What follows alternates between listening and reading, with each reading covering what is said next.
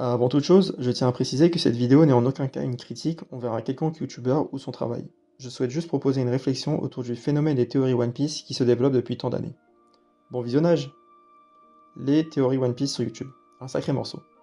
Ayant moi-même regardé plusieurs vidéos au cours des années, j'ai pu observer aussi bien les qualités que les défauts de ce format. Aujourd'hui, on peut trouver une théorie sur n'importe quel sujet ou personnage, mais je pense que ça nous est déjà tous arrivé de tomber sur une vidéo qui ne nous convainc pas le moins du monde. Salut, c'est Sencho, et voyons ensemble aujourd'hui qu'est-ce qui fait une bonne théorie One Piece. Avant de se demander qu'est-ce qu'une bonne théorie, on peut chercher à savoir qu'est-ce qu'une théorie. Par définition, une théorie est une explication scientifique construite à partir d'hypothèses. Ces dernières peuvent ensuite être confrontées pour établir une démonstration visant à appuyer la théorie initiale.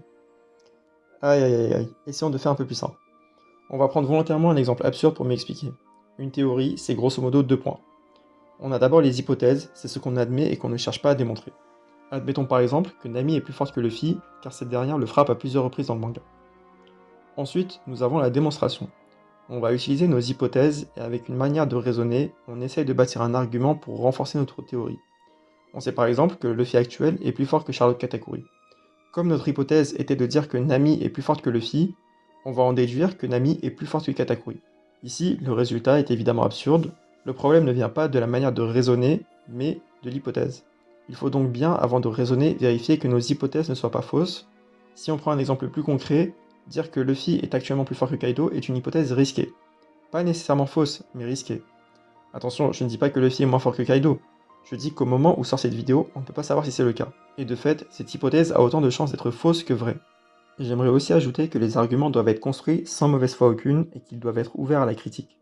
Mais comment construire un argument? Quelles questions se poser? Quelle logique adopter? Vous connaissez très certainement le qu'est-ce que ça raconte du chef otaku.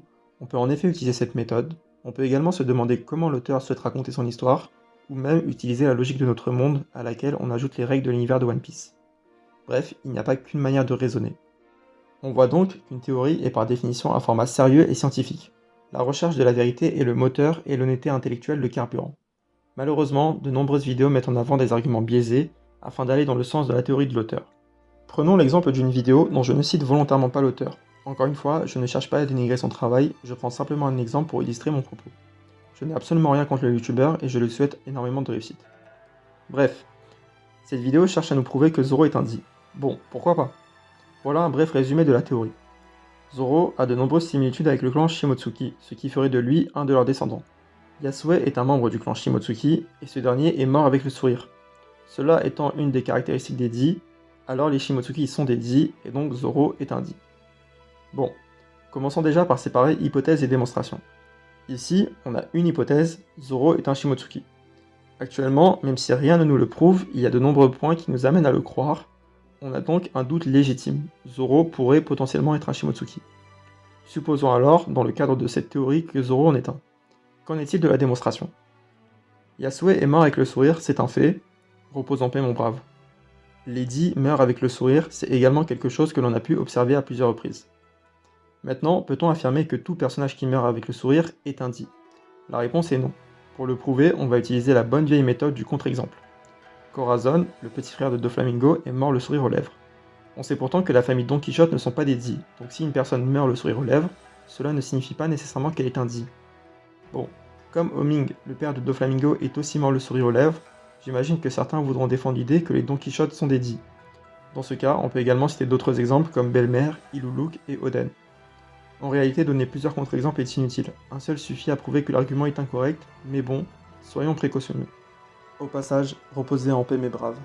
On voit bien ici que l'argumentaire ne tient pas, et ce phénomène arrive bien plus souvent qu'on ne le pense dans les théories One Piece. Mais est-ce un mal? Une théorie se doit-elle d'être sérieuse?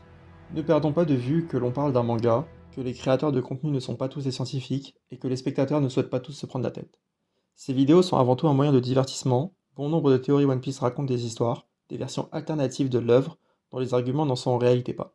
Et il n'y a aucun mal à cela.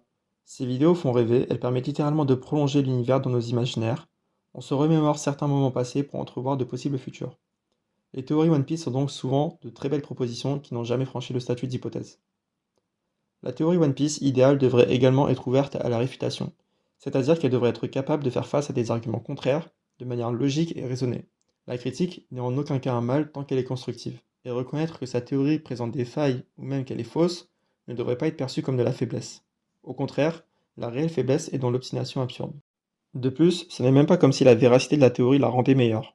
Si je propose une théorie affirmant que Luffy va devenir le roi des pirates, c'est une théorie qui sera certainement confirmée un jour. Mais elle est tellement évidente qu'elle en devient inintéressante.